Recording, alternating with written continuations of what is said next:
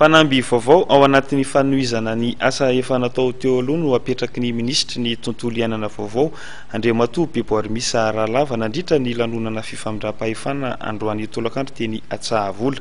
Ny antsony ministra vaovao tsy andefitra amin'ireo mpanambotry ny firenena amin'ny fanondranana atsokosoky ny harem-pirenena kosa Andriamatoa Antelma Raparana izay nifindra ho ministry ny fiompiana. Nanambara fa hitondra fanavozana eo anivon'ny ministeran'ny tontolo iainana sy ny ala ranomasina ministra vaovao misahana ity sehatra ity dia Andriamatoa Beboarimisa Rahalava.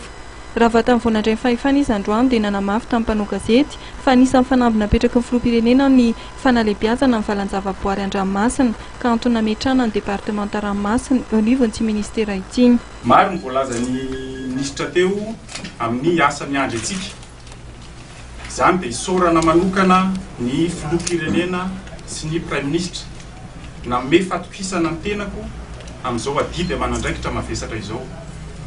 Satria araka ny voalazan'ny ministra teo dia enjakenjana ny atao amin'ity ministera ity. Maro ny defia miandry antsika ary izany rehetrarehetra izany dia efa naverimberina foana ary voarafitra tanteraka ao anatin'ilay hoe PND izay misy tarimarika sy tanjona izay tokony tratrarina ary naverimberina filoham-pirenena tamintsika fa ty gouvernement ty dia gouvernement manana obligation de résultat.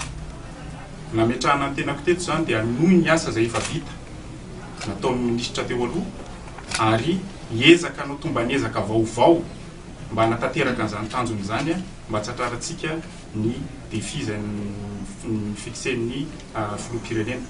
Raha ny resaka mirarandramena kosa ny ministra vaovao dia no mafisiny fa misy ny andraikitra raisiny eo anivon'ny departemanta samihafa. Andriamatoa Antelma Raparana ministra ny tontolo iainana teo aloha kosa dia niantso ity mpanimbotoerana azy ity amin'ny tsy tokony handeferana amin'ireo fanetri-be ny firenena. Somary mafampana ihany ty ministera ho tantanana antsika ty.